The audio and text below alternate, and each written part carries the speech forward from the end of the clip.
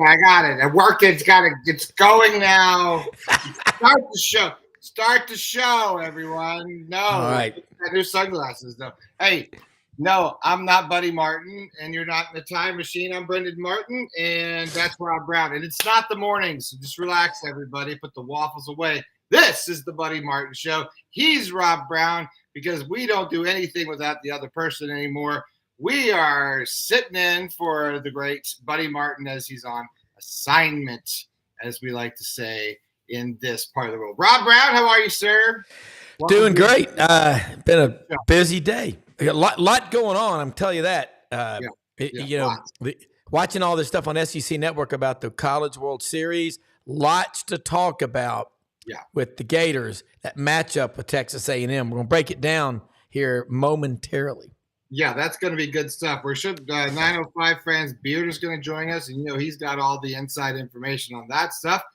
He's going to try to tell us how the Gators can beat the Aggies in this first round of Omaha, which we're all pretty excited to be there. I know I see a lot of the media friends are just like, look, it kind of looked like they got rushed out of town real fast because nobody thought they were going to Omaha this year. Yeah, which is exciting for everybody. We're also going to have 9:30 Eastern. I call him Smoke. He calls me Smoke. That has to do with the racing shows. We'll talk about that later. Ben Troupe, former Gator great from 84 Reasons podcast, is going to join us tonight on this show, and we are going to talk a little bit of Florida Gator recruiting. There's a busy weekend this weekend for the Gators. A lot of hopefuls that are out there that they really want to get. One guy in our backyard. Will they have a shot? Now, Allie was on the show last night. She broke a lot of that stuff down. We're not going to get too heavily into that, but we'll also talk about Billy Napier. Is he sitting in a good place? Is this going to be able to, make a good run here? Who knows? We'll see it all. We'll talk about it all right here on what did somebody call us? This is the best damn sports show on YouTube. We'll be back right after this good song. Or Buddy Martin, call him up and tell him what you're thinking, but be kind because he's doing the best he can. Better, stronger, faster. Mama says that alligators are ornery because they got all them teeth but no toothbrush. Hey, what if the voice calls while you're gone? Take a message. Bye. You ready, champ? I'm ready for this my whole life. I'm incapable of small talk. But that's why you love me, right? Kind of intimidating to be in the presence of so many great athletes.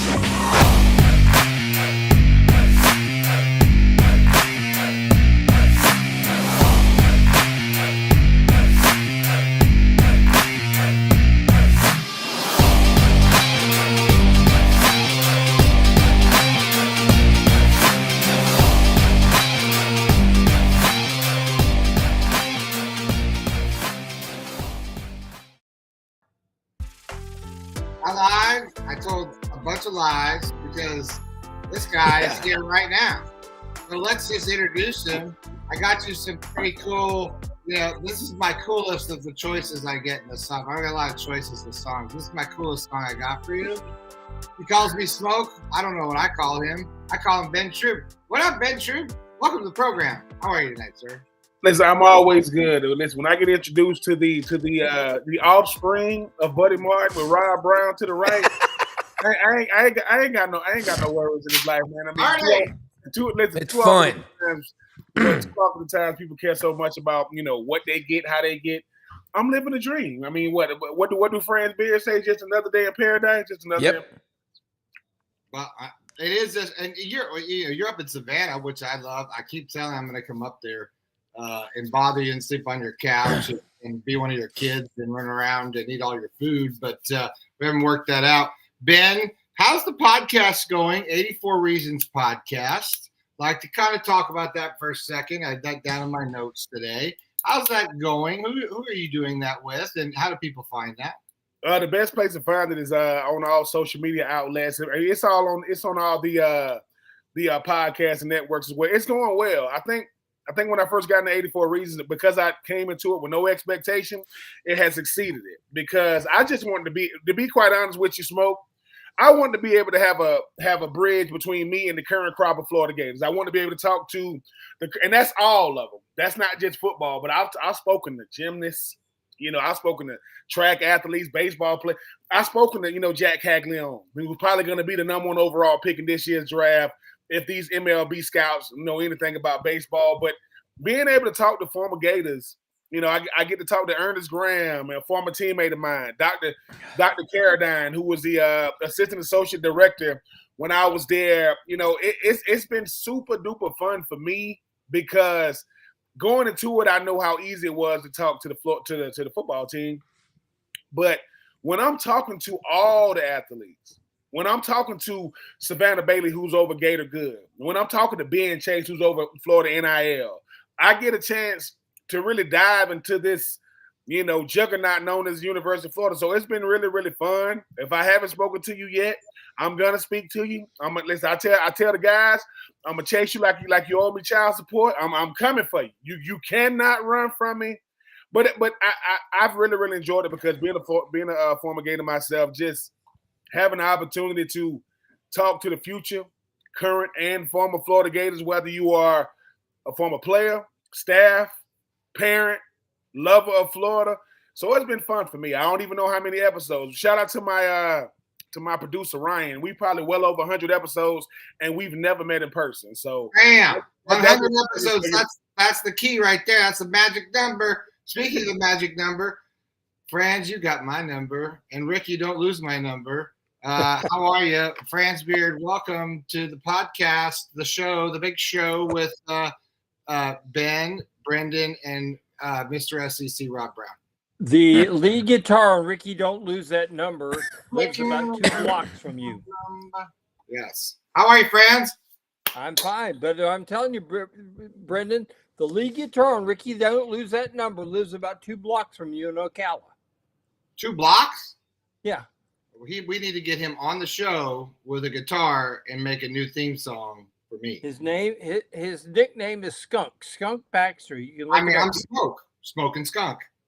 How good is that, huh? Listen, we got Rob Brown after hours. Most people see Rob Brown on Central Time in the morning. We get him on Eastern Time at night. Hey man, let's do it. Buddy Martin got the juice. He told me, friends, you and Rob. Listen, man, I'm not telling y'all don't mess this up in my absence, but right. y'all know. Mess it up in my absence. You know what I mean? I'm gonna get dropped. We all got our little scoldings, our little warnings. He said he was busy packing tonight.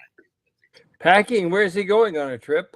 He's coming to Ocala, which I am not there right now. I'm in probably the lap of luxury right now with Rebecca and her family, my sister Rebecca, as we are. And I get this out of the way, but to say celebrating the 1-year passing of my mother, the great Joni Martin.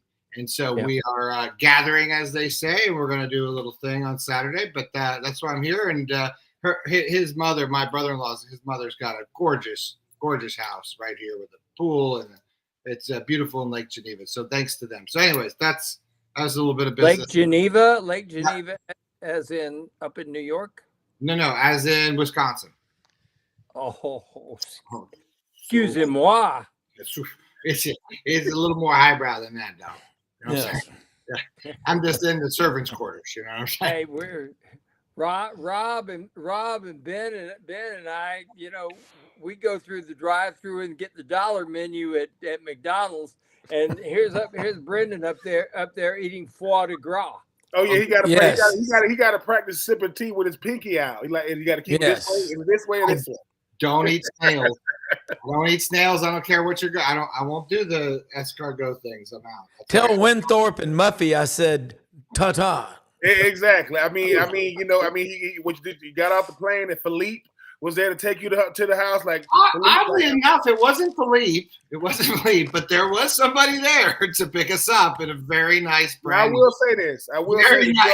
Brand new SUV leather seats. It was very comfortable with waters. I mean, I thought, and you up there in Wisconsin where you got them linebackers you got them linebackers with them last names that's hard to spell, hard to pronounce. Them shit You up there with them. My last name's Martin, dog. That's all I need. Hey guys, well, since we're talking Gators here, let me tell you a couple things. Number one, there's a guard who signed with Oklahoma State named Jeremiah Johnson. He is at Spurrier's right now with Todd Golden. Also with a guy named C.J. Ingram. His dad's name is Cornelius, and he is fighting the urge to play football or play basketball with the Gators. So he is sitting there with Todd Golden. My belief is that he's going to buck the family tradition and play basketball at UF. He is 6'4.5", 200 pounds, growing like a weed. I think he's going to end up being about a 6'7" kid who can just absolutely do it all. And he's there also. He's a 2025 recruit. Jeremiah Johnson probably going to commit to the Gators, I think, in the next 24 hours, I'd say. And he is a 6'4" wing guard that can dunk on anybody. Got a new term for y'all. Roman Harper, SEC Network, was on the show with Brendan and me yesterday morning. And Roman and Cole Kubelik did that, talk about the schedule coming up for the SEC.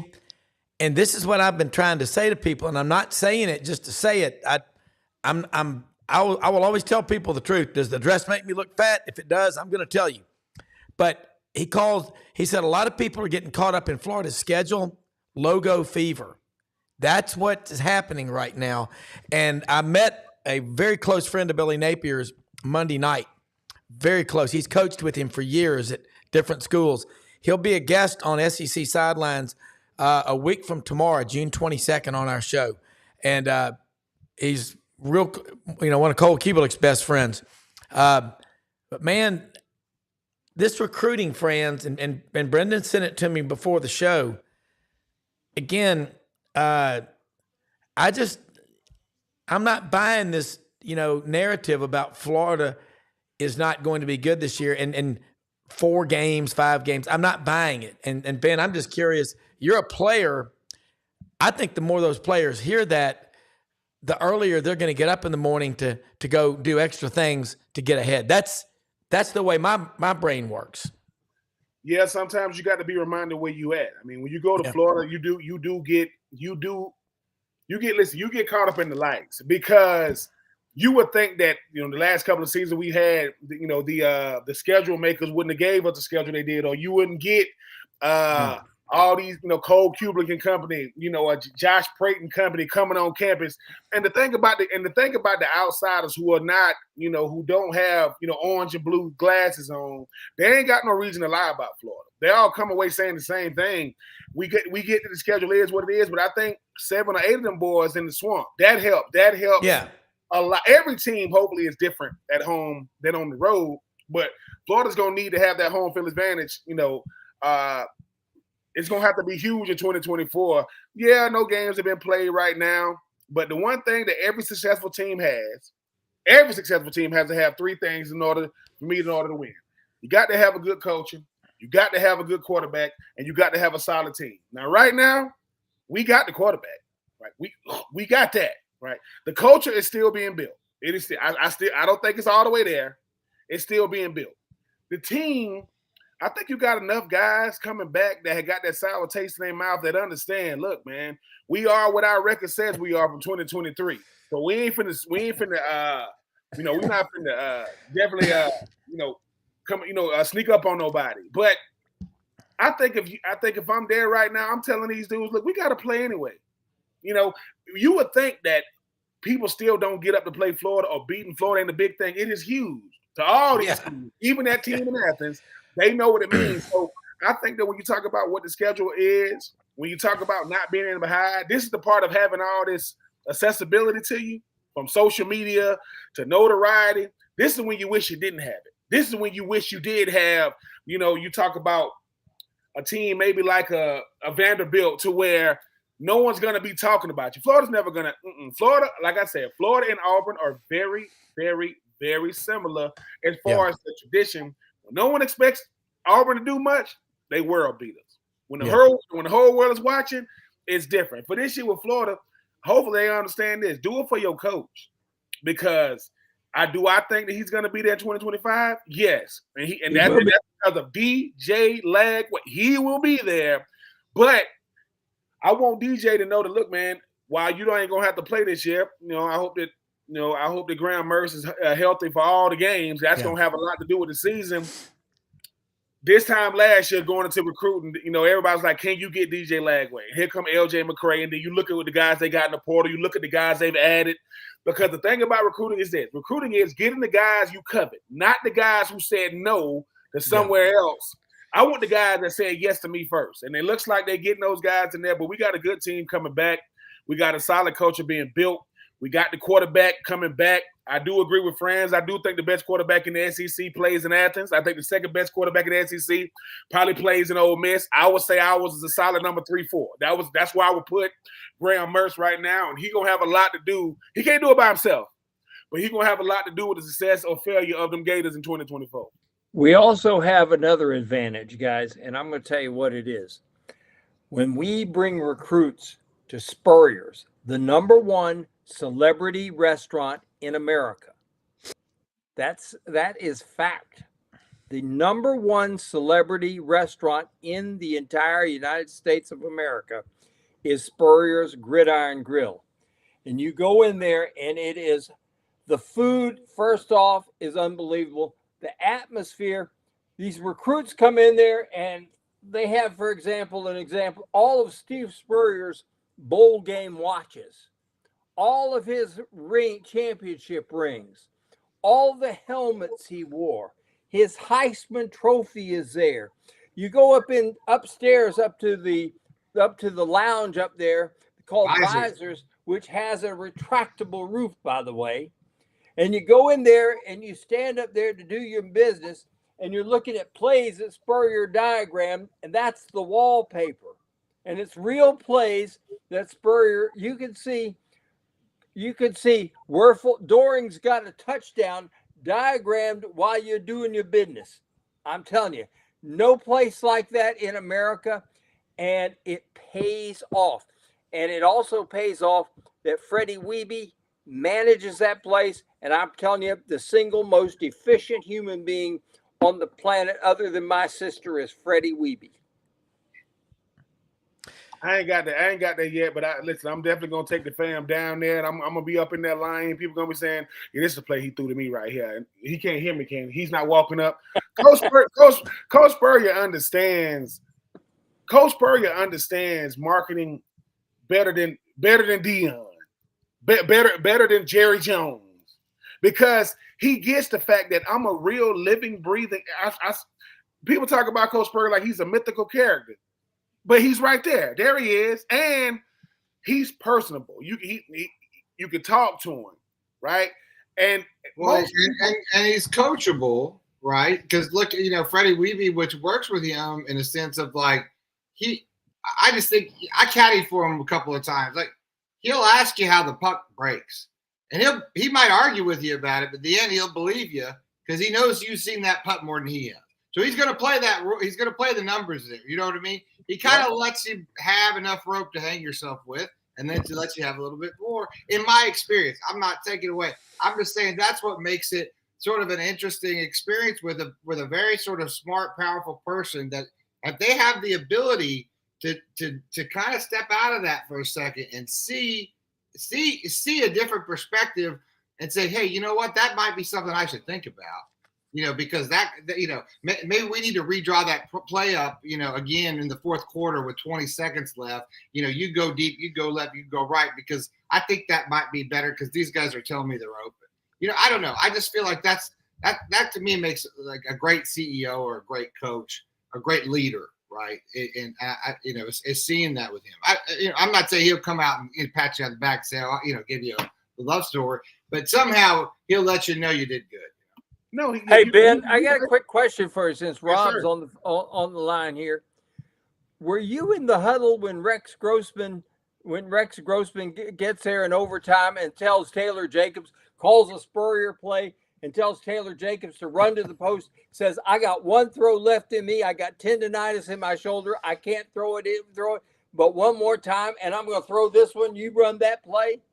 2001, we go down to 2001. We go down to Auburn. We rank number 1 in the country. Coach Spurrier tells us, listen. If we go out there and play, he said the only way they can beat us is if we make mistakes. We was out there making mistakes. We lose by a field goal. And I've never seen so much toilet paper in my life. Wasn't nobody going to the bathroom that day. You know, that night in Auburn. At least that night. Go home. That was a crazy night. Now, fast forward to 2002. Same scenario, right? Well, no. 2001, they call field goal block team. But, you know, we rank number 1. So we just expect to roll out there, block the kick. Auburn kicks the field goal, goes on to win. This 2001, Coach Spurrier last year. Fast forward to 2002, here we got this guy named Ron Zook. His first year, Auburn comes to Florida. Our defense manages to knock our defense manager knocks Cadillac Williams out the game. Who's his backup? Ronnie Brown. I've never seen that in my life. I'm like, the backup is Ronnie Brown? Anyway, Ronnie Brown gets in and does what Ronnie Brown does. It comes down to a field goal again. This time, they say field goal block team. 2001, when they called field goal block team, only the field goal block team walked up. This year, field goal block team, whole team was around. You could hear a pin drop, right? We go out there. 85,000 it was silent in there. All of a sudden, the kick goes up. Bobby McCray gets his big paw up there and blocks it. We go to overtime. Carlos Rogers, my former teammate, is on Taylor Jacobs. This is what he tells me after the game. He said, y'all wasn't even trying to hide it. Taylor Jacobs is talking to Rex coming out the huddle. They talking to each other. He said when Taylor Jacobs came off the ball, he stuck his head down. He's like, he said either he's going to drop it or it's going to be a touchdown. Obviously, it was a touchdown. We go on to Jason Campbell. You know, we was able to get a big stop against him. And I just think that, with a guy like Spurrier, what Spurrier instilled in Rex Grossman in 2000 and 2001 carried over to 2002 because he had built that confidence up. And Coach Spurrier would say things to Rex like, hey, man, you got to know how to throw it. Not where to throw it. You got to know when to throw that curve. You got to know when to throw that fastball. Go back to 2002 Florida, Georgia. Rex showed you every throw a quarterback can make.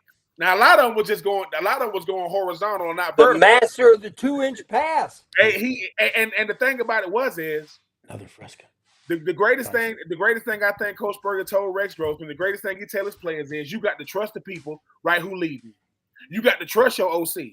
Because if you trust what he's saying, you got a better shot of executing what he says. You don't believe me? We go to the Orange Bowl and we trying to run a 3. It's a 3-by-1. The 2 inside receivers gonna run hitches. The outside receiver gonna run a post in the back of the end zone. Coach Spurrier said, "Why you keep throwing it so hard? Why you keep throwing it so hard?" He said, "Let me get in here and do it." He's playing quarter. Come on. He gets it and he just throws it up like an alley. Throws it up in the air. He says, "Don't you know that cornerback on the outside got to cover the whole back of the end zone? Why would you give him something he can't miss?" We get in the game. He just has to be throwing it to Taylor Jacobs. Taylor Jacobs gets a touchdown pass. Coach Spurrier told us in the Orange Bowl, he said, if we do what we have to do, everybody should get a chance to play. Taylor Jacobs was the MVP of the Orange Bowl. He only played the first half. Why? Because Coach Spurrier had a way of seeing the future in the present. I don't know how he was because he didn't see so much football. So for me, what you just said, Brendan, you go up in Spurrier's, right? You hope to see him, and there he is. You hope he talks to you, and he does. You hope that he's funny, and he is. And you hope that he is everything you heard along the year. I don't know if he can live up to all the, different things said about him, but Coach Spurrier has the incredible ability to resonate with people. I don't know how. I don't care how he does it. I don't know how he does it. He just does it. And you just said he might argue with you about what you're telling him on the green, but he gonna take your advice. Well, you know what Coach Spurrier told us? And Coach Spurrier is not a jerk. When you are in that position for that long, you have to master the art of not being an a-hole, not being a jerk. And he's not. Think about that for a second. Think about it. If all you ever wanted to do was meet him, Coach Spurrier ain't always feeling like talking. Coach Spurrier don't always feeling like doing it. But guess what? If he's there, he's there. Now I don't know when he gonna exit stage left now. I'm not saying he gonna be there all night. He gonna say, if Coach Spurrier say I'm gonna give you 5 minutes, the 5 minutes started when the S came out his mouth. It's already started. He's like this. All right, let's do it. How do I know? I saw him at SEC Media Days, and he walked down Radio Row and told the whole Radio Row, I'm not doing radio. He saw me, and Tim McClain, SID said, Benny, do you want him to do it for you? And he did it for me. He didn't have to do that. I'm not a seasoned radio guy. I'm not seasoned in the media. But because now he gave me 5 minutes, he probably gave me 4 minutes and 59 seconds, but he gave it to me. So for me, Coach Spurrier to me is like Disneyland, man. You cannot make it. He is that and more. That dude, most people just want to be remembered. You could never forget a dude like that. He's got a statue, and he's right there. The guy with the statue, there he is. Most people that got statues, they in a history book somewhere. So shout out to Coach Spurrier. I'm happy to say that I was blessed enough to be in Atlanta to win his last SEC championship game. I didn't get no burn that day, but I am in the SEC picture. The goal, Rob, when you win championships, get the whatever. If it's Big Ten, SEC, hold a little picture and make that. So when people see, they say, "Well, you on the team?" I say, "Go check the picture. Don't check the stats. Just check the picture."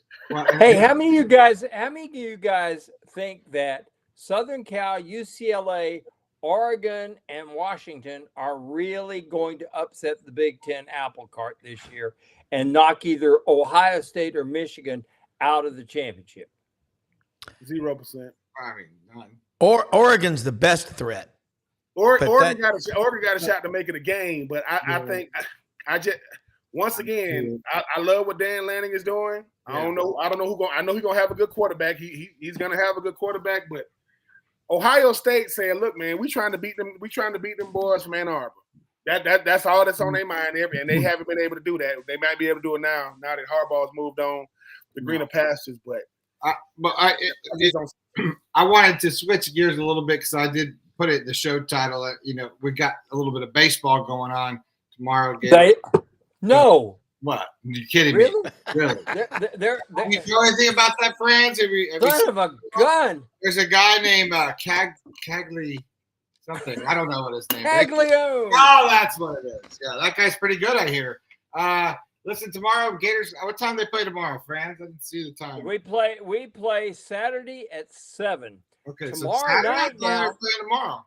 No, we play Saturday at 7. Tomorrow night at 7 might be the game that's going to be the best game of the entire tournament, and that is Florida State and Tennessee in the first game. And trust me, they're going to be out to neuter each other, and it is going. I don't think either one of them can get any one of them out. Is this right, Franz? I think this is right. I just pulled this down a second ago, but yeah, there it is. Carolina, Virginia at 2:00 tomorrow. Florida State and Tennessee at 7, and then Saturday, Kentucky, North Carolina State in the afternoon. Who cares? Nobody's going to watch that.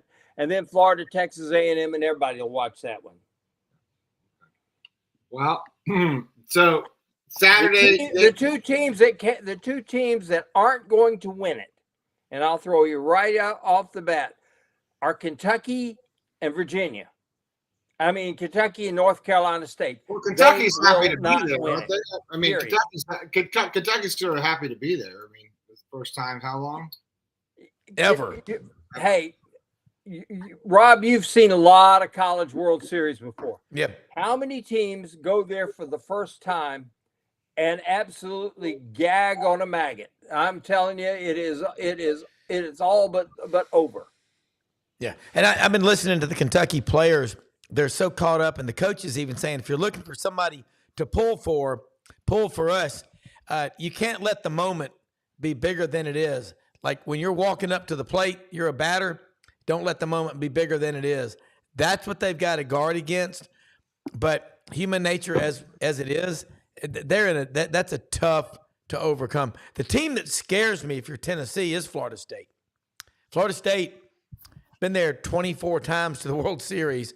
And then the record that will never be broken.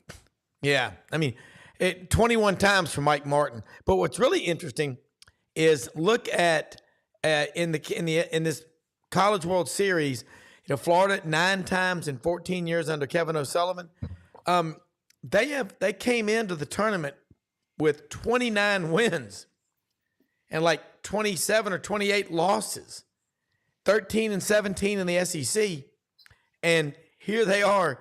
There's a difference in programs, one to the other, and that's knowing, like you ask people. I heard Bo Nix was asked his freshman year when Auburn beat Alabama. He said, most teams hope they're going to beat Alabama. We know we're going to beat them at Auburn. And Auburn, of course, has blown 2 straight Iron Bowls since then on the last play of the game. But you've got to believe winning is a state of mind. It's not something that you think about right before game time. Kevin O'Sullivan, the difference is all those guys, friends, you talked about it last year. There's a lot of young guys. They started playing. They kind of waited late, but they're playing great baseball now. They won those games they won on the road at Clemson were some of the best baseball we've seen major league or college all year. That's carrying over. Kevin O'Sullivan doesn't get rattled. That's the thing about him is, your players feed off of you, Ben. You know that. If you're scared, people can tell, and he's not scared. Of course. Listen, we know there's a team in Baton Rouge that has a lot of national championships when it comes to the College World Series. We get that. There isn't a more decorated or respected coach in college baseball than Kevin O'Sullivan. It's not possible. When you talk about has really done it all, seen it all, and I get it. With expectations being so high coming off the 2023 season, we get it. But baseball is an ebbs and flows type game. But I will say this. When Florida got in, everybody was nervous. I don't care who you were. They were like, Florida got in? Yes. And the thing is yes, are they validating getting into what they're doing now? Yes. But with the teams that's left, taking out the way for Texas A&M, with the teams that's still in it, Florida State's been a bunch of times. Who got more experience right now as of late than Florida? Who has seen it all, done it all? They don't make baseball players like Hags. I don't know who this dude is. I don't care. But when it comes to baseball, he can flat out get it on the mound and listen, pitch to him. If you dare pitch to him, this man, I'm just happy. I'm just happy for Coach O'Sullivan for this reason. He doesn't. Every coach is looking to win it every year, but Florida has a coach that has these young guys playing well.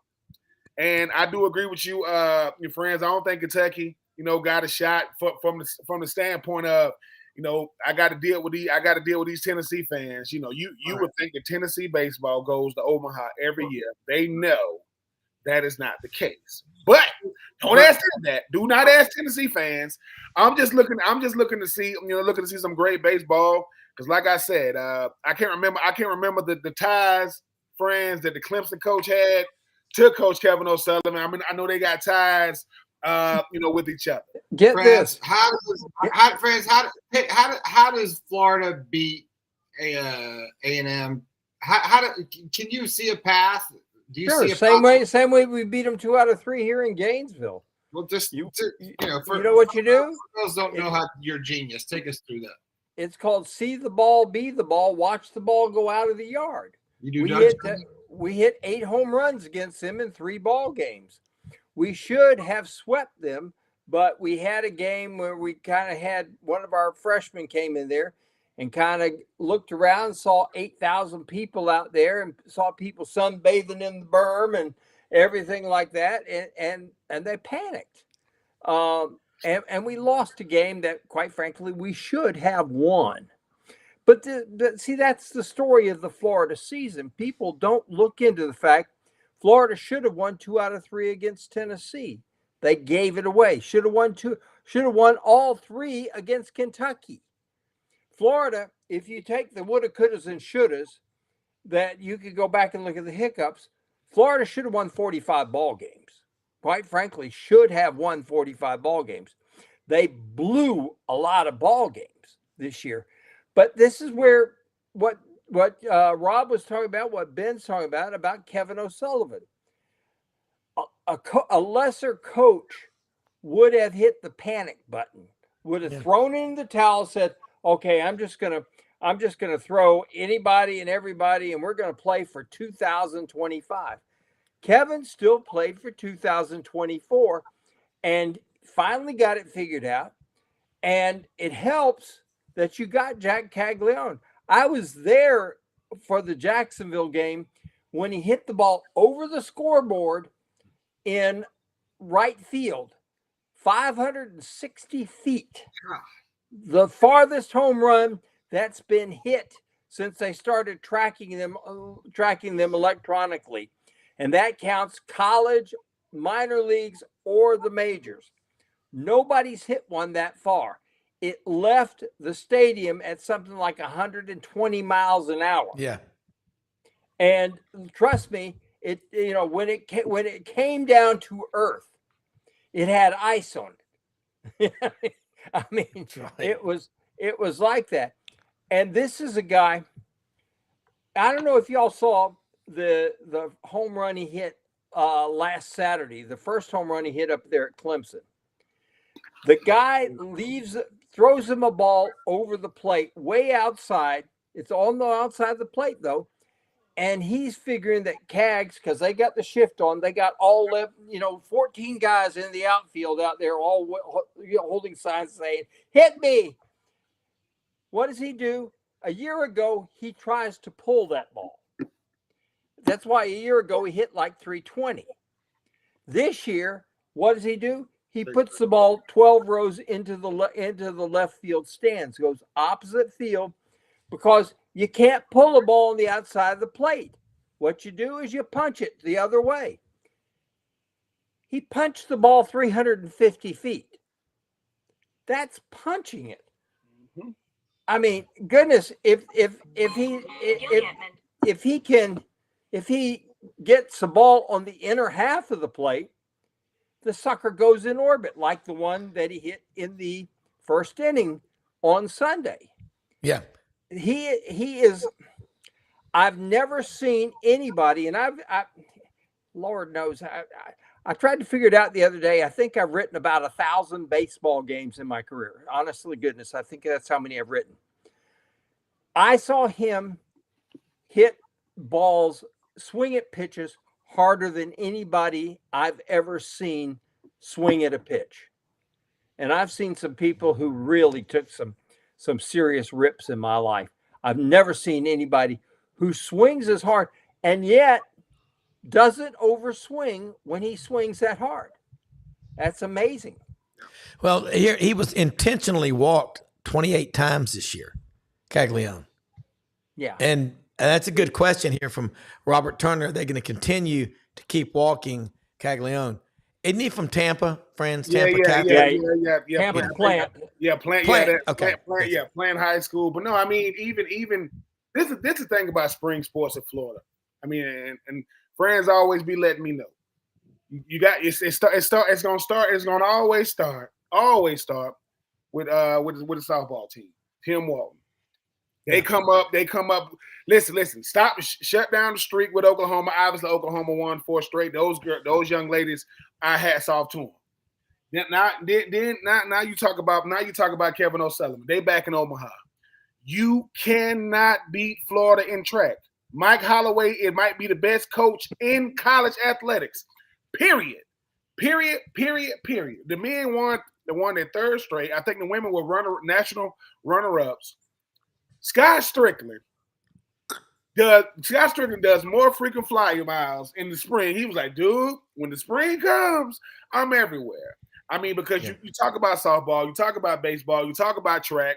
Nobody can beat us in swimming. Our gymnastics team is incredible. I think the thing about Florida is the one thing that Florida has, not to take from other schools, is dynamic coaching.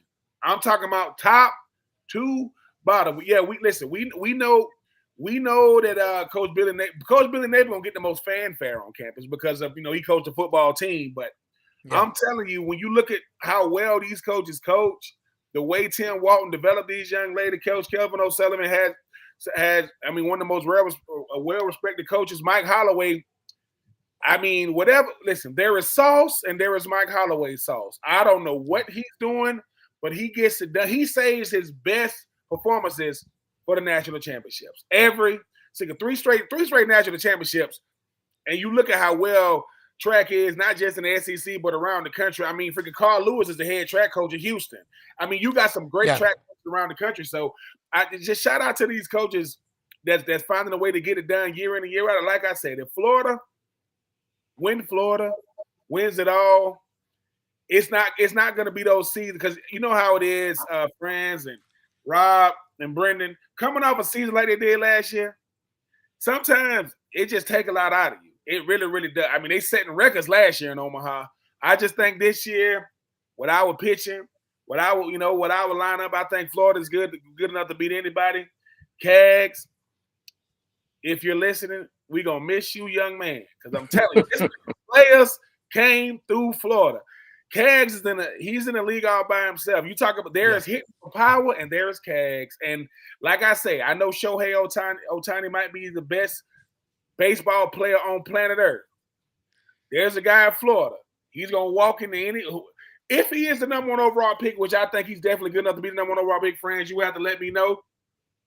I'm just saying, this kid had a chance to talk to him, man, and I just asked him. I said, "What's your favorite pitch?" He said, "Anyone." Listen, if they give me anything, I'm swinging for the fences. I like guys that swing for the fences. He don't strike out a lot, but they scared to throw to you in college. I said, "Well, young man, you won't have to worry about that. They might hit you a couple of times in the bigs, but they gonna throw at you because they make too much money. They don't pay them to throw. They pay them to throw strikes in the bigs. They pay them to get you out in college." I'm gonna miss that young man because, like I said, I mean, coming from Tampa, Plant, that's a big time school down there. I'm orange and blue, because if he won, Plant's a school that gave us Preston Tucker, Kyle Tucker, who would have been far and away leading the majors in home runs and RBIs, except he got hurt. He comes off the injured reserve tomorrow. Is from Plant. He signed with the Gators, but then got drafted like number 2 or 3 by the Disastros. And Plant's just a pipeline. Tampa has been a pipeline. Pete Alonso's another Tampa kid from, it's just been a really good thing. You look at the kids that Florida's had that are number 1 draft picks. Pete Alonso, Florida kid. Brady Singer, Florida kid. Alex Faedo, Florida kid. These are all homegrown talents. And here's the big secret of how Kevin does it. He gets guys. We have this thing called Bright Futures scholarships in Florida. If you qualify for a Bright Futures scholarship, your tuition is paid for 4 years. So you only get 11.7 scholarships. That means full scholarship under the NCAA rules. So if a scholarship is valued at, say, $50,000 at the University of Florida, multiply that times 11.7, and you got that much money. Now, we have a booster who pays for the meals for every athlete, walk-on or scholarship in every sport. That's already taken care of. So all Kevin O'Sullivan has to do is pay for their books and their fees and their housing. That's how he gets it done, guys. Yeah. I mean, you're right. I mean, it's ingenious. And now they're talking about, with the NCAA in its infinite wisdom, is going to have to relent, and we're going to end up with 25 full scholarships in baseball, which means they're going to have to do basically the same thing in softball. But Tim Walton will take it and give him 25 scholarships. I mean, hey, he'll do some property damage with that.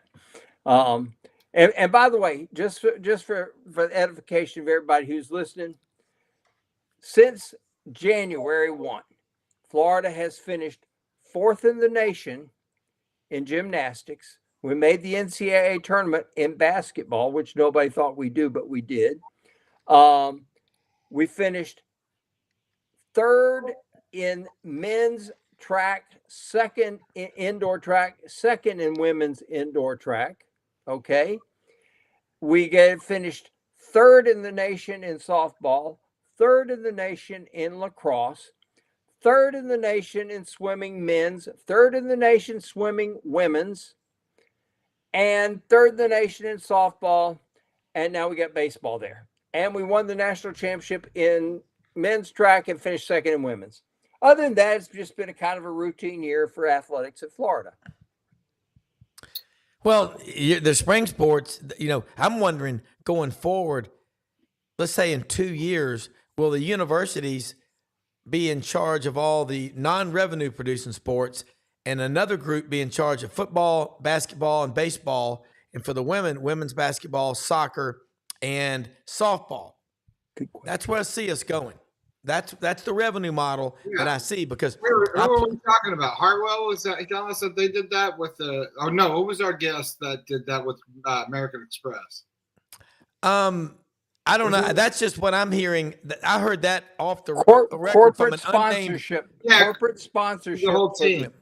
Yeah, I got that information from an unnamed source of mine at an SEC school who said it a couple of days ago, and we were talking. He said, "Look, here's where we're going to go," and that's the one who gave me that. But I do believe private equity, venture capital, people are going to start getting involved. You're going to have you have a certain sponsors for a NASCAR team. You're going to start having that, because we do not need to lose what they call the non-revenue sports. We don't need to lose any sports, because I don't know if y'all saw on Twitter, X today, Twix I call it, Tom Brady talking about the value of football and sports. I mean, while other people are laying on the couch eating Cheetos and watching SpongeBob SquarePants, you're going to practice. You're getting up at 5 in the morning. When I go to the pool in the morning voluntarily at my age at 5:15, 5:30, there's a lot of type A personalities there. Basically, when I leave the pool between there and my office, I pass by the people, the men and women who run Memphis. And you can take that in any town. The highest achievers voluntarily get up. Ben, you know what I'm talking about. You don't have to do anything. You can be mediocre and a half-ass. That's what you'll get out of life. But I'm telling you, we don't need to lose any sports. And I think there's going to be an opportunity. Remember the Bad News Bears? Ben, you're probably too young to remember that movie. I remember that. Okay. But Chico's bail bonds, they were the sponsors. University of Georgia. Yeah. Okay. But I'm saying the money's going to come in because lacrosse, soccer, track. I love track and field. Carl Lewis's college teammate at Houston, Leroy Burrell, is the coach at Auburn now. I mean, you're right. Mike Holloway, 14 national championships. John McDonald at Arkansas, cross country and all that, 40 national championships. He spoke broken English. He spoke Gaelic. What a badass. Been down there for a long time. Top of the morning to you, lads. But I love it when you talk about these spring sports. What is it? The Gators have 275 SEC championships all time. I think the closest competitor has to be like 120 fewer. That's how strong your AD is. Alabama is second all time in the number of SEC championships at about 159. Florida's got 275.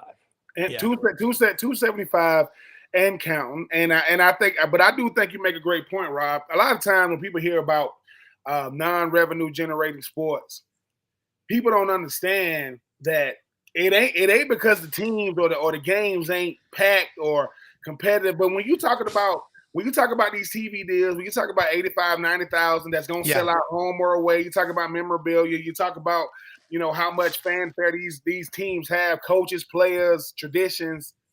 These non-revenue generating sports, I respect them so much only because people always say this: softball only have this much. If softball or baseball had stadiums with 30 and 40,000, they would sell out. They would absolutely sell out. But when it comes to these revenue models, there have been boosters or people who want to invest, but the price tag was so high they could never come to the table. Now you get to be able to say, "Hey, man, maybe we do it in a group type setting to where we just want to be able to support these student athletes because once again, thanks, sis. NIL is not going to be the end of college athletics. NIL to me just brought awareness to the fact that like somebody said, it was always NIL. It's just, now it's just legal. Now let me throw one at y'all. How about this opportunity in the private sector? Hey, how are you? Rebecca Martin Dubeck. Hi, Rebecca. Hey, Rebecca.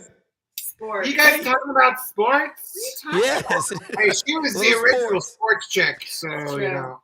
She's the original Gator girl. So, I was an Aaron Andrews before there was an Aaron Andrews. There you go. Okay, hey, that's another Gator. I was in the locker room with a naked Eric Bieniemy. I'm not saying I was one. I was be there.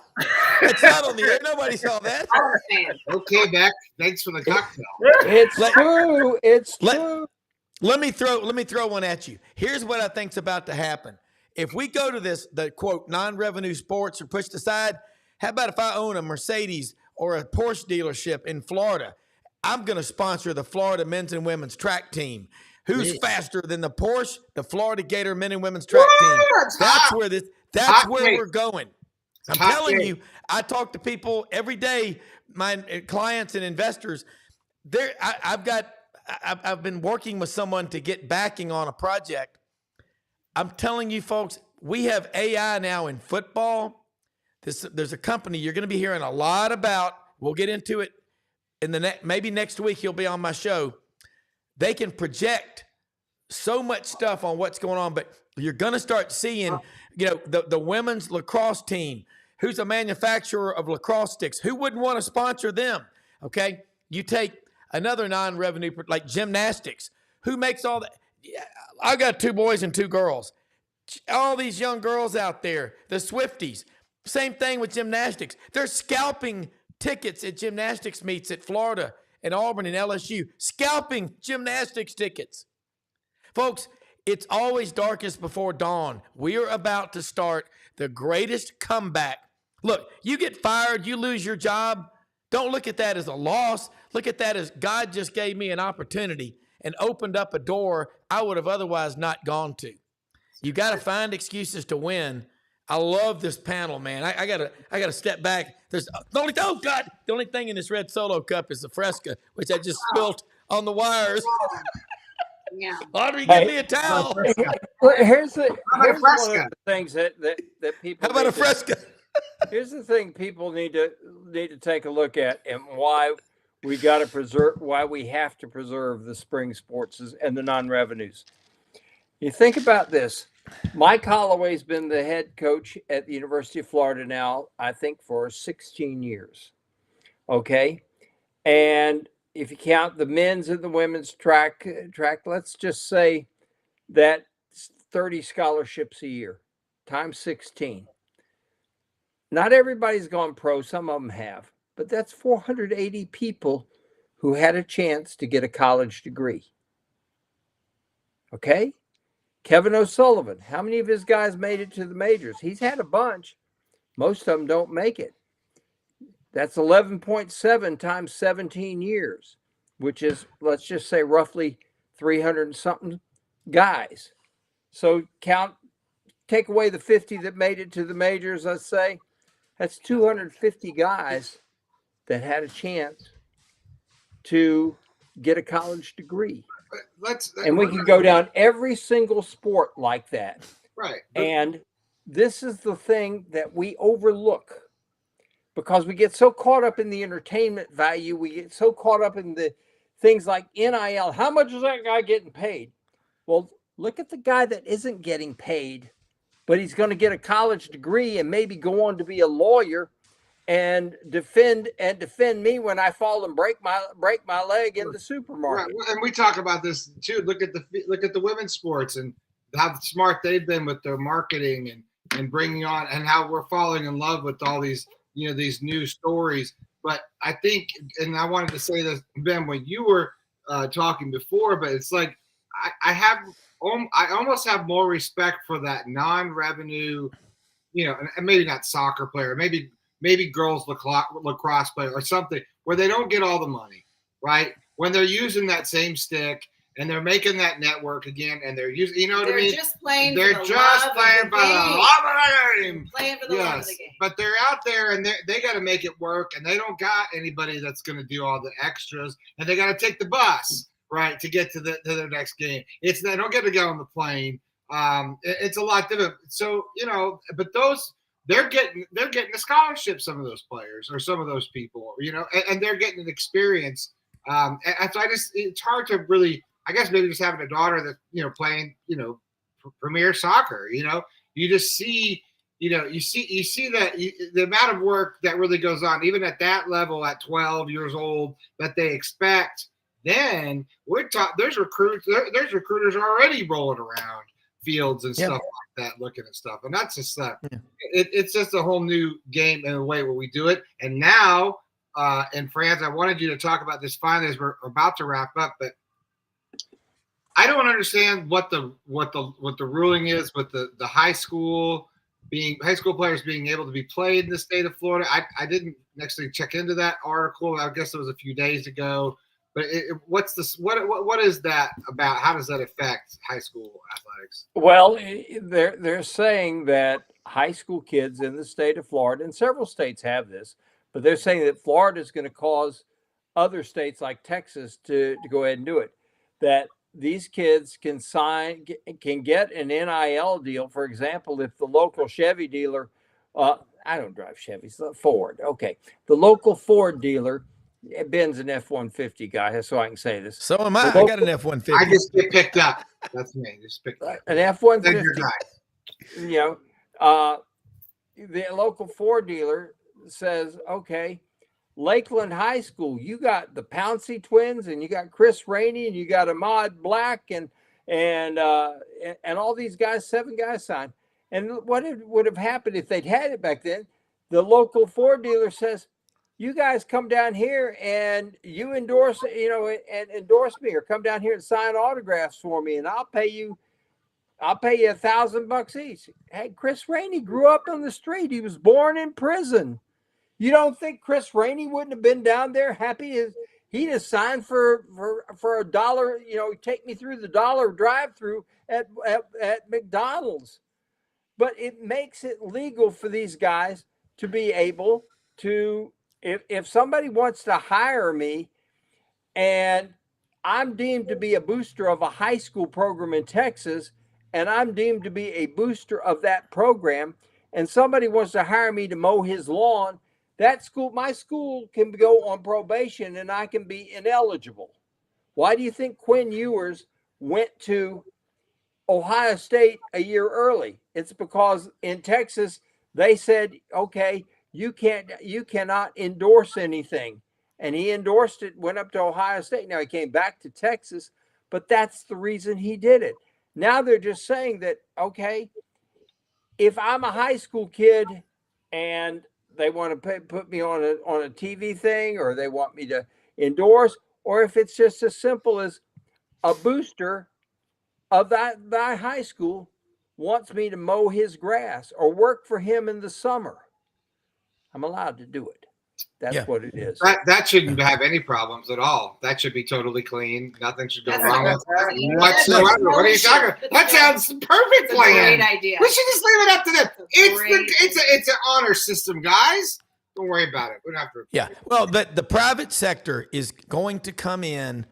Yep. You know why solar panels don't work? Because if they did, the private sector would embrace them. The government pours money out on them, and they're a waste of money. But I'm telling you, as soon as the universities start changing, private investors are going to sponsor these teams. My God, if you owned a sporting goods deal, why would you not want to sponsor the softball team? Swimming, Speedo, Tier. I mean, all these manufacturers, they're going to come in there and get you swimming. I just didn't know, because now the schools, isn't that an endorsement? Sort of now you got. Here's how I would do it. You've got employees of Tier that make goggles and swimwear. Quintana Roo bicycles. Anything. Look what NASCAR is. I had a professional fisherman on the. Aren't there deals being made? I don't know. Doesn't Nike have a deal with the shoes? Everything's on the table. Everything's on the table. When you start talking about money, Connect the dots. University now, right? Well, but the terms of endearment in the bedroom and in the boardroom follow the money trail. I promise you. And this is where we're going to go. It will happen. There's no way we're going to fail. We got to find excuses to win, and that's what we're going to do. I just need to hear what Ben has to say. Yeah, but the thing about it is, I think y'all going about it all wrong. Think about this. I mean, when you think about a high school athlete, right? What do high school athletes want? They want stuff. What kind of stuff? Free stuff. How much free stuff? As much as you can give them. So if we all have we on the Sidelines Radio Network. We give it free airtime. Hey, listen, we want you to come on here because at the end of the day, if I control the terms, I'm gonna control them. I got all the leverage. You want something from me? Why would I? There is no ROI when you talk about a high school athlete. What type of return on investment you're gonna get? You hope he stays healthy. You hope he stays to the school. I want to give him branding. Maybe you want me to brand something or a car. Yeah, but I want to give him something that I won't miss anyway. Right. So if I'm a car dealership and I say I'm gonna give you a loaner car. Yeah. I got 250 cars on the lot. He's gonna get me more exposure because he's driving around in it. I'm not gonna give him the best car I got on the lot because he's 21 with a heavy foot. He gonna drive fast even if the car is slow. Nick Saban was there. I gotta make sure that if I'm coming into college, this is what I'm doing. Identify what the young man likes. Oh, he likes hats. Let's get him some free hats. Oh, he likes because at the end of the day, right? This is what people ain't saying. Mama and daddy have never ever seen a check more than the biggest check most people get every year, which is fine, is an income tax check. That between $5,000 and $10,000, depending on how much money you make. So little Timmy is about to get $100,000. What will mommy and daddy know about that? Unless his first name is Rob and last name is Brown. Most people don't know about that financial literacy aspect of it. But if he like chicken, I'm giving him chicken. I'm not gonna. I was gonna, give that away some kind of way anyway. I think sometimes we get too. Listen, I love my son. My son is 15 years old. If I had a business, I wouldn't give my son a dime because what is he gonna do with money? Spend it. We be forgetting the fact that just because a kid, girls, cars. Yeah, but Brendan, if a kid is 18 years old and he's 7 feet tall, he still play video games and eat candy. We looking at what he does. You right? You got a break everything. Yeah. So I got my niece and nephews and kids at the house right now. This is what my kids want late at night. When I get out with y'all, they'll say, "Daddy, DoorDash food." That's they'll say, "Daddy, take us over the Quick Trip. What you want?" I just want to get some chips. I want to get some. So for me, do they want the money? Yes. But at the end of the day, if you knew a random kid in your neighborhood, right? That kid is getting recruited. They're not that different. One you just know who he is because he's 6'5", 225 pounds and can rush the passer. The other one, he got a tall daddy and don't want to play no sports. They're not that different. So give him money. Listen, if my son woke up and I say, "Here you go, BJ," he go $5,000. He don't know what to do with it. I'm just as crazy for giving it to him than he is accepting it because he don't know what to do with it. So if you don't know what to do with money, give them what they know what to do with. What do you like? Man, what place do you like to eat at? Oh, I like to eat at Cheesecake Factory. Gift card, check. Yeah. All right. What, you got a car? Yep. Gas card, check. Oh, you got a cell phone? Free cell phone. Because when I was in the NFL, they gave us free cell phone. We used to partner with Sprint. I had a phone, mama had a phone, daddy had a phone, sister had a phone. Then something happened. They got out of that. Now I got to, it ain't like I was spoiled. Here I am making all the money, don't want to pay $100 a month. I'm telling you, I think more of the things that they need. At least you got a girlfriend, AMC card to take it to the movies. Mm-hmm. Stuff that's helping them day by day. The money is cool, but don't. The smartest thing I ever see is people that I've known. Oh, I lost friends. Smartest thing I ever see is people I know that grew up with money or around money. They have like a drawer with like in the drawer is like gift cards. It's like $30 Starbucks card. It's like just a bunch of because they're like, oh, it's a birthday. Oh, we got to do this. It's $100 Visa card thing. If everywhere you went, Brendan and Rebecca, everywhere y'all went, you got a gift card. Think about this. People going, how much is that? Yes. 100. There you go. And to the point where your friends gonna say, "You got a gift card for that? I got a gift card. I got a gift card for daycare." Yes, because at the end of the day, tell that company, give me a gift card. The money, it's money coming back to you anyway. It ain't what is Walmart, a $500 Walmart gift card each month. Right. Target. Right. I mean, don't get because with that, if they squander it, nobody goes to jail. There is no.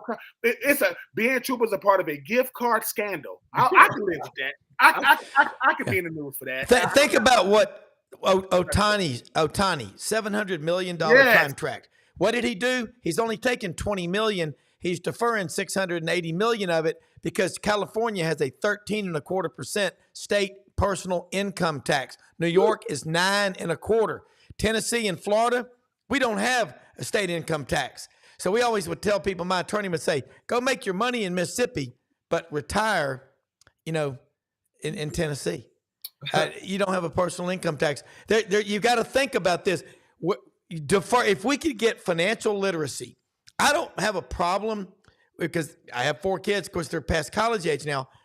Getting money, I just hate to see them flush it down the toilet on the 2 most quickly depreciating asset classes, cars and clothes. Yeah. Why not put it in an incentive-based trust or age-banded trust so when you're 25, 30, and 35, you got the money there. I got my kids, my kids have Roth IRAs, I'm like, just fund it completely. You can put $7,000 a year in there right now. Just fund it and just don't even, you know what? If you have a vegetable garden, don't go out and pull the tomatoes up by the roots every day. Don't look at your stocks every day and have a panic attack. It will work out. Good management, but that's how we can make college work. But the value of a student athlete who's busted their ass for 4 or 5 years doing all that, they make great employees, just like military people make phenomenal employees. But if you've never failed and you don't know what that's like, I'm telling you, you better learn from your failures. That's what makes you tougher, man. Yeah, so Daddy Brown tonight. Yeah, right. Listen, I'm not Daddy Brown. Come on, Daddy. Get off of my lawn. What does Buddy Martin say? Get off of my lawn. He does not. I would say when you start talking about NIL and what people always, the big gripe about it is, all you got to do is just tell people the truth, man. Like it's the easiest thing because if I'm saying, hey, man, I'm just getting to college, I'm going to get this money. I won't Brandon or Rob and say, listen, I'm going to give you this money. Yeah. Well, Uncle Sam is coming.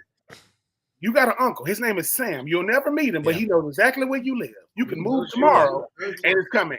Because it's not about how much money you make, man. It's how much money you keep. They used to always tell us you are a reflection of your bank account because that shows you how you make decisions. Period. Yep. And when it comes to cars, if you can't buy it twice, don't buy it once. It's not that serious. I used to argue with the lady in dealers in Nashville, Tennessee, over because I used to like Fossil watches. They used to cost $89, and it's a bunch of them. It's the same watch. And I used to say, I think I can get mine for $70. And once she realized who I was, she'll say, you play for the Titans? I go, yes, ma'am. She's like, you in here every week arguing with me. I said, ma'am, y'all got 150 of these watches. You tell her, I used to say, give me the one that fell off the truck. The box that fell off the truck. There you go. Back on the truck. Because if I'm willing to accept what the price tag is, I think I can get a little lower. She'll say, I can give it to you. As soon as she said, I can give it to you for 80, she opened up a can of worms. Because at the end of the day, if my financial people say, how much your t-shirt cost? I go, my t-shirt cost $20. And somebody say, you can get 5 for $20 at Walmart. This is a Walmart t-shirt. So since then, I've been saying, I be saying to myself, they'll say, Ben, who cares? Like, you got a $100,000 car. Yeah, who cares? You got a $100,000 car with a car payment. You got a $250,000 house with a house payment. You got 5 cars in your garage. You ain't got but 2 feet. Who cares? You have to get to the point that you realize the people that make up the world aren't rich people, right? And it's not because they ain't financially set. They work every day, and that's fine. That's fine. I was blessed enough to come into the highest tax bracket there is, and I was in Tennessee. Thank God they ain't got no state tax, and I went down to Florida, but then I went to Oakland. My God, I realized real quick. So it's about making sure that when it comes to money, put them around people who got so much money that even if you stole from them, they wouldn't feel it. And look at how they dress. Look at how they live. Yeah, they make great financial decisions, but man, when I was with the Titans and I got a dealer car and I'm getting all this free stuff. I'm wearing the free stuff like crazy. That's what Peyton Manning had a dealer car every year in his career. Think about that. Peyton Manning, who can afford to buy the state of Denver, or the city of Denver, I'm sorry. He can afford to buy Indy, is cheap. That's why he got Omaha Productions. And I love that Tom Brady is talking about football this and football that. But Tom Brady, listen, we love you. But you got a $350 million contract to go into broadcasting. Because you, Tom. And I am not mad at him.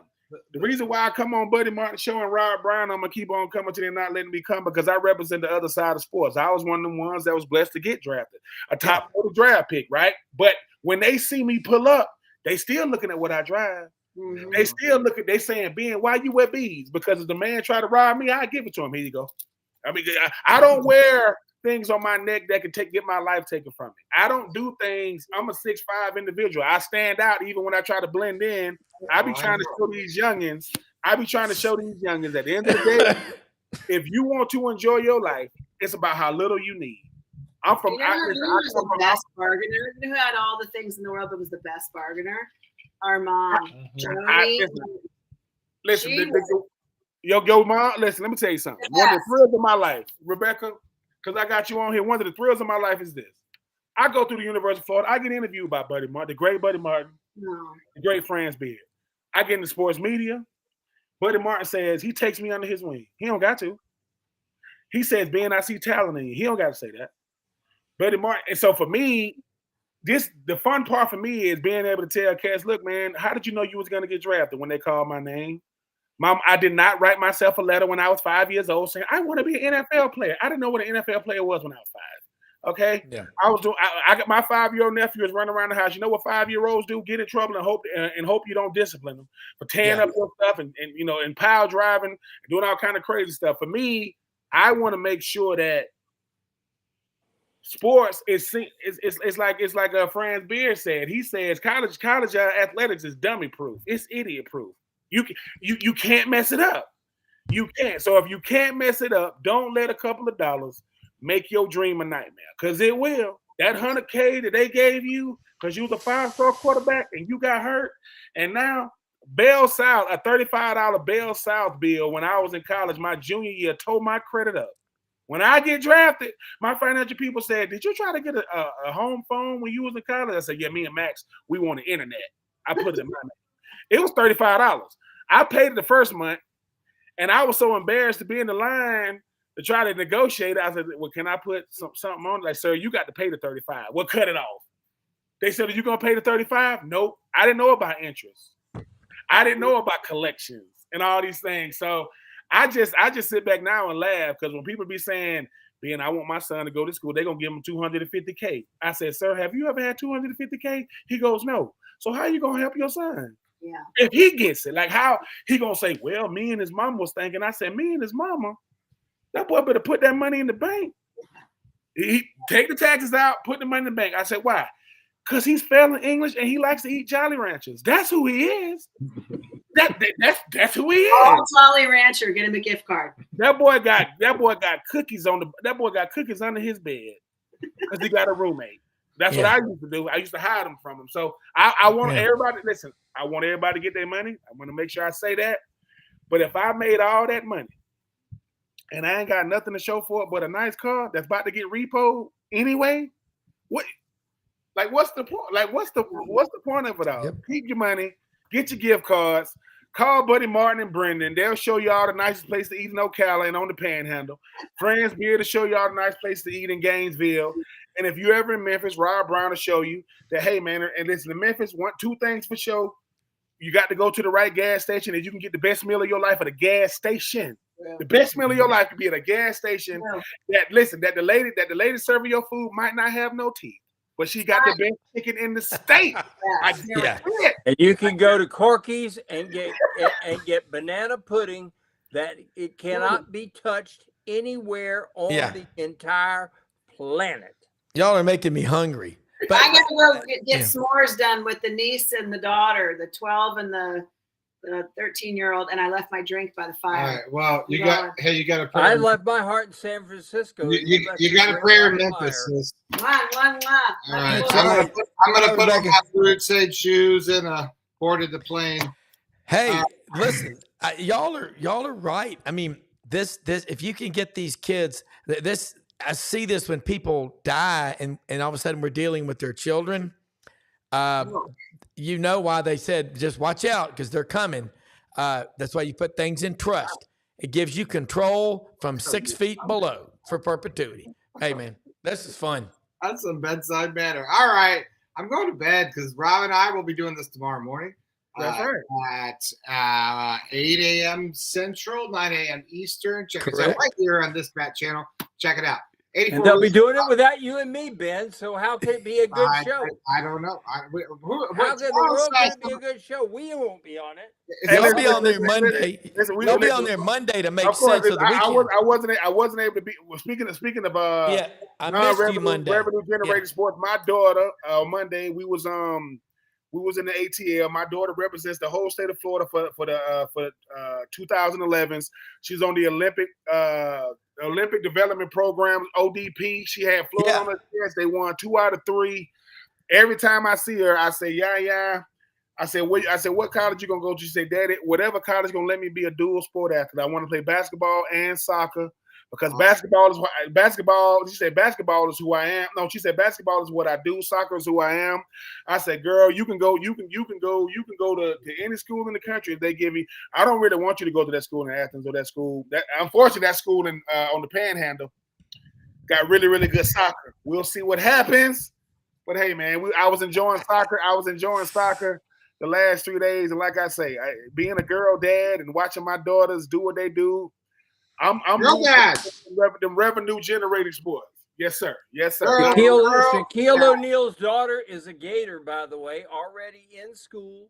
Oh yeah. And Shaq and his wife have been here several times. Oh yeah. And they love to eat at Spurrier's. And but his daughter is a McDonald's All-America. She's going to be a Gator this year. And Kelly Ray Finley's got it going, guys. She does. Another one of them great coaches. There go another one. All right, but anyway, it's been swell, guys. Just so you know it, Brendan, we need to chat. Give me a call. I'm going to go be with my family tonight, friends, and tomorrow. But I will talk to you next week, guys. Thank you so very much, Rob. I'll see you in the morning. Smoke, we'll see you down the road. Big weekend this weekend with recruiting. We talked about it yesterday. Check out the show from yesterday with Buddy Martin, gentlemen. Thank you. You make me look way smarter than I already am not. We got Rob Brown at night. We legends. We got Rob Brown at This was night. fun. I keep telling downtown Rob Brown, there's like, we got to move to nighttime, dog. We got to be the later Gator. All right, guys. Yeah. I like this spot. This is fun. Good night, everybody. I'll talk to you. Everybody. Talk to y'all tomorrow.